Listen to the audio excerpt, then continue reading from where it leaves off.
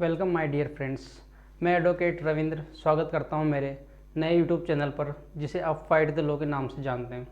इस चैनल को बनाने का मेरा सिर्फ एक ही मकसद है कि कानून से जुड़ी हुई हर छोटी से छोटी जानकारी से आपको अवगत कराना। क्या आप जानते हैं कानून क्या है?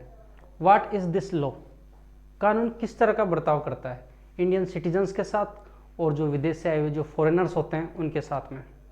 कानून में बहुत से अधिनियम बनाए गए हैं जिसे आईपीसी, सीआरपीसी, सीपीसी, कॉन्ट्रैक्ट इस नाम से जाना जाता है। पर आपको इतना गहराई में जाकर इनको पढ़ने की या फिर इनके बारे में सोचने की कोई आवश्यकता नहीं है, क्योंकि बहुत से बेसिक से प्रोविजंस हैं जो एक जीवन में एक प्रकार से आपके लिए जानना बेहद ज़्यादा ज़रूरी है। आपके जो डेली रूटीन में काम आते हैं, या फिर अपनी आत्मरक्षा की बात हो, किसी सामने वाले की सुरक्षा की बात हो, या फिर अपनी फैमिली की बात हो, इसमें आपके लिए जानना बेहद ज़्यादा ज़रूरी है कि कानून में ऐसे कौन से प्रोविजंस हैं, या कि कानून हमें किस प्रकार की घटनाओं को सामना या किसी प्रकार की घटनाओं को फेस करने के लिए कौन कौन से अधिकार प्रदान करता है।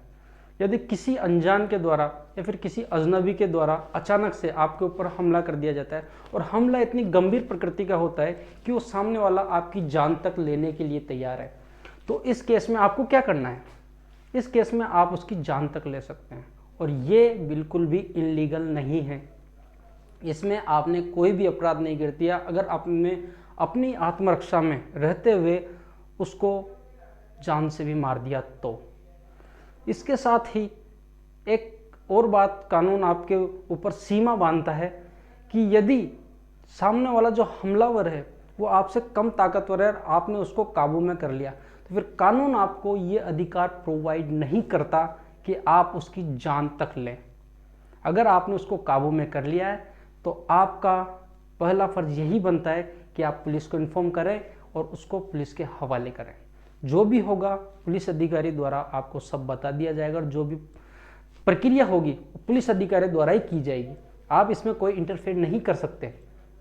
इस प्रकार की छोटी छोटी सी जानकारियां मैं आपको दूंगा और आपको एक अच्छी तरह से उनके बारे में समझाऊंगा।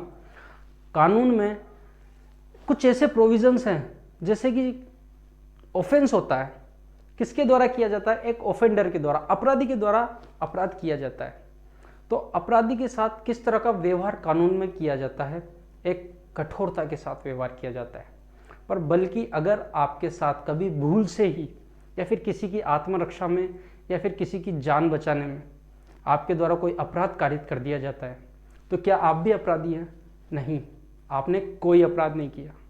आपने जो भी किया भूल से किया, चाहे वो किसी भी प्रकार की भूल हो, आपने भूल से जो भी कार्य किया उसको अपराध नहीं कहा जाएगा। और आपको बचने के लिए, अपने बचाव के लिए सेल्फ डिफेंस कुछ धाराएं ऐसी हैं जो आपके आत्मरक्षा के ऊपर कानून में उपलब्ध है, जिनको आपको जानना जरूरी है।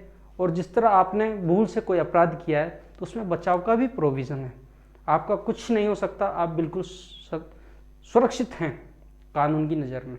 लेकिन आपका हर दायित्व, आपका दायित्व यही बनता है कि जो भी हो विधि के विरुद्ध नहीं होना चाहिए।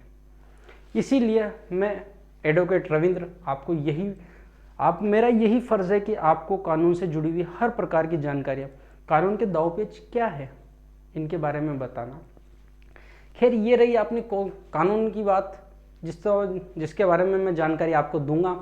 और साथ ही साथ मैंने कुछ निश्चित किया है कि जिस प्रकार आजकल समाज में अपराध के साथ साथ परिवार की दूरियां बढ़ रही है, जिस तरह किसी परिवार में 2 सदस्य, 4 सदस्य या फिर 10 सदस्य हों, पर उनमें कहीं ना कहीं कुछ दूरियां ऐसी बनी रहती है जिनको समझना बेहद ज़्यादा ज़रूरी है। और उन दूरियों के कारण इंसान अपने रिश्तों को बहुत दूर कर देता है अपने जीवन से। क्या ये सही है? नहीं। एक छोटी सी गलतफहमी के कारण सुप्रीम कोर्ट ने एक तरह से ये बताया है कि जो भी तलाक का मामला आता है, जहाँ तक हो सके कानून का यही फर्ज बनता है कि तलाक को कारित नहीं किया जाए, तलाक की डिग्री को पारित नहीं किया जाए।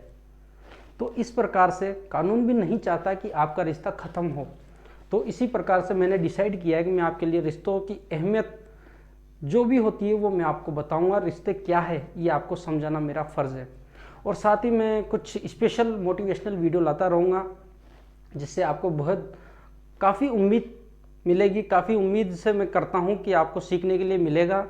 और इसी के साथ आपको आपका ये फ़र्ज़ बनता है, जिस तरह मैं आपसे उम्मीद करता हूँ कि आप मेरा पूर्ण रूप से सहयोग करेंगे और सहायता देंगे। तो जुड़े रहिए मेरे साथ। थैंक यू, धन्यवाद।